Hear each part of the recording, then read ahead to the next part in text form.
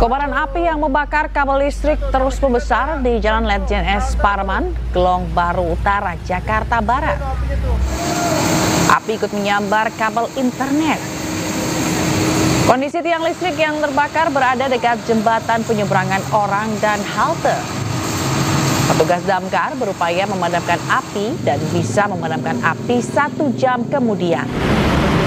Petugas PLN dan internet memperbaiki kabel yang terbakar agar dapat berfungsi kembali.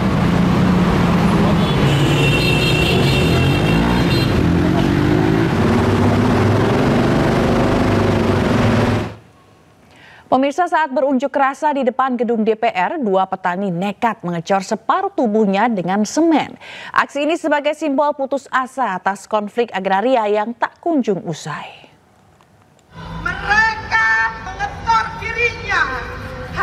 Peringatan Hari Tani Nasional ke-65 dijadikan momen oleh para petani Riau untuk menggelar aksi protes di Jalan Medan Merdeka Selatan.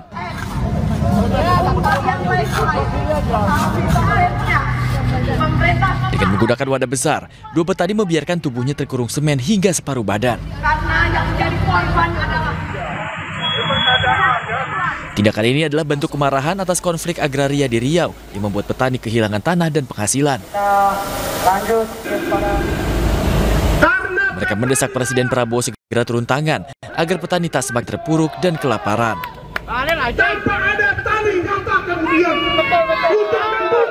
Dari Jakarta, Rani Sanjaya, AA News melaporkan.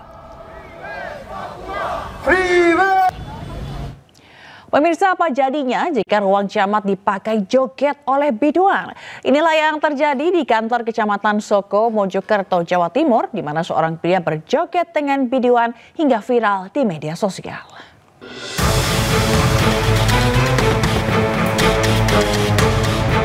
Seorang biduan berjoget dengan seseorang di kantor Kecamatan Soko, Kabupaten Mojokerto, Jawa Timur. Meski telah dihapus, namun video tersebut telah viral di media sosial. Berbagai tanggapan miring dilontarkan oleh netizen terkait video tersebut.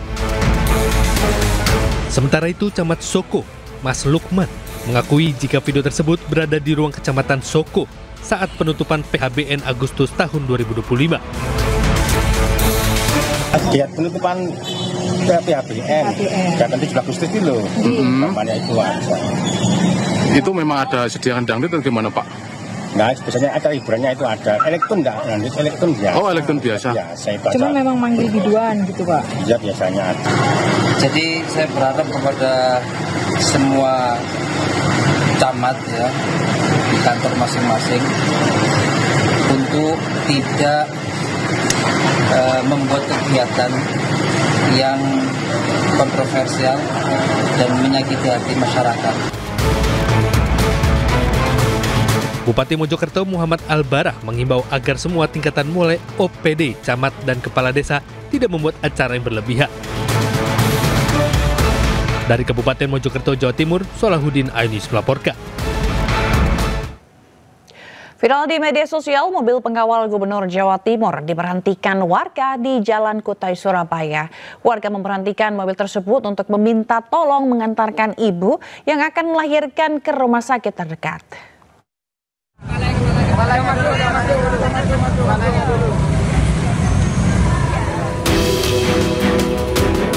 Inilah momen saat tim PJR di Lantas Polda Jawa Timur membantu seorang ibu yang hendak melahirkan di Jalan Kutai, Surabaya.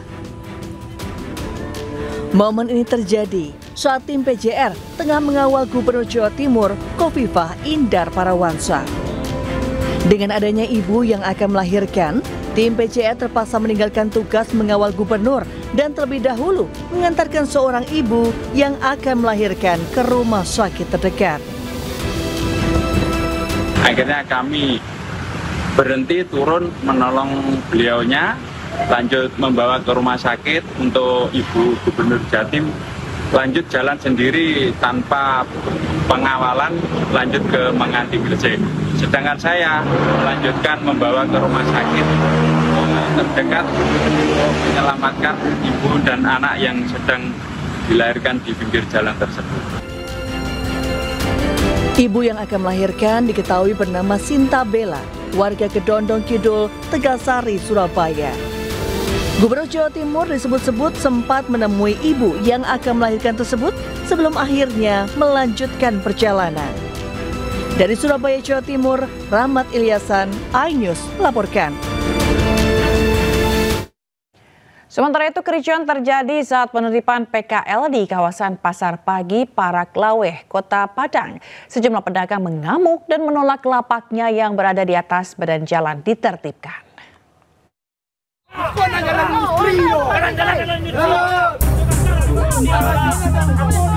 Sejumlah pedagang di kawasan Pasar Pagi Paraklaweh, Kecamatan Lubek, Kota Padang terlibat cekcok dengan petugas. Salah satu pedagang mengamuk saat petugas Satpol PP hendak menertibkan lapaknya yang dianggap berada di atas badan jalan.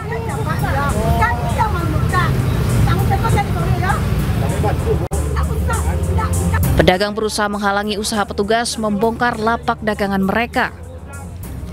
Suasana pun semakin memanas saat sejumlah pedagang lain protes dan menolak kegiatan penertiban yang dilakukan oleh petugas gabungan. 80% pedagang berjanji mau buka sendiri. Dia minta dalam jangka waktu 3 hari nanti kami buka. Setelah kita cek ke lokasi yang berklaim-klaiman ternyata tidak ada dikerjakan. Maka kita turun bersama-sama membantu masyarakat khusus yang bangunannya yang berada di pasar.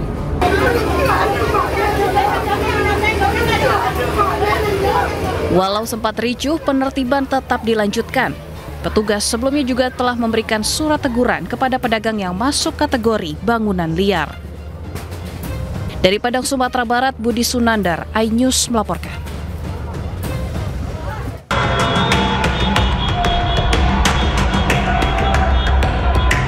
Kemacetan parah terjadi di sejumlah titik di Jalan Protokol Jakarta pada Rabu malam, salah satunya di perempatan Tanah Abang, Jakarta Pusat. Bahkan karena diduga kelelahan, seorang pemotor sampai pingsan di lokasi. Pemotor lain pun bahu-membahu membantu korban. Sementara itu di kawasan halte Petamburan Selipi, Jakarta Barat, warga mengeluhkan kemacetan hingga 1,5 jam. Akibat macet, banyak penumpang Transjakarta yang memilih turun dari bus dan berjalan kaki.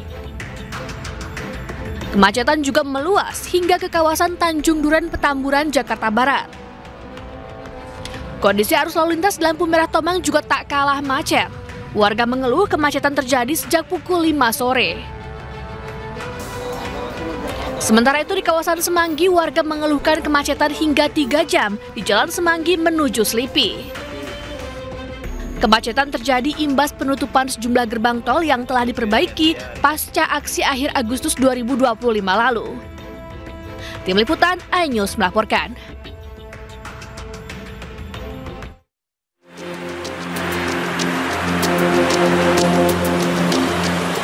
Kemacetan parah terjadi di Jalan Ibu Kota pada Rabu malam. Kemacetan mengular hingga 20 km, mulai dari arah Grogol, Jakarta Barat menuju Cawang, Jakarta Timur. Hal ini terjadi imbas penutupan sejumlah gerbang tol yang sedang diperbaiki pasca dibakar pada unjuk rasa akhir Agustus lalu.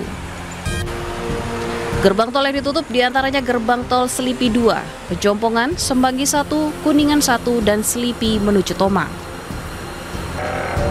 Pintu masuk tol itu ditutup karena lagi perbaikan. Ditutup. Pejompongan tutup, sama Semanggi juga ditutup. Satu lagi depan BPJS Ketenagakerjaan ditutup juga. Jadi ada pintunya itu satu aja yang di Tegalparang. Jadi semua masuk ke sana semuanya. Nah yang paling parahnya lagi dari Tegalparang ke sini juga ditutup juga. Jadi dua arah mampet. Dua arah mampet gitu.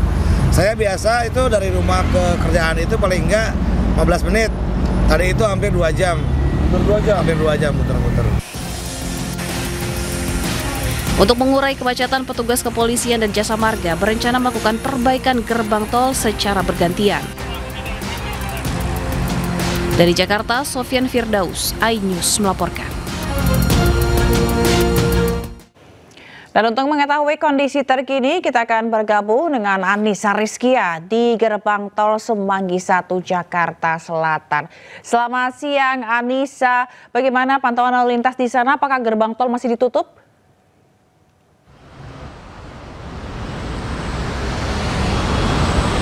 Ya, Zila dan juga pemirsa, memang menurut pantauan kami di gerbang tol Semanggi 1 Jakarta Selatan ini sudah bisa dilalui oleh kendaraan roda 4. Begitu memang sejak pukul 7 tadi sempat mengalami kemacetan.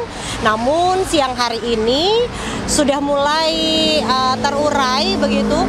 Bahkan saat ini saya bisa dapat gambarkan begitu ya, untuk akses menuju ke gerbang tol Semanggi 1 ini sudah mulai mengalami kepadatan kembali karena memang hanya satu lajur yang dibuka.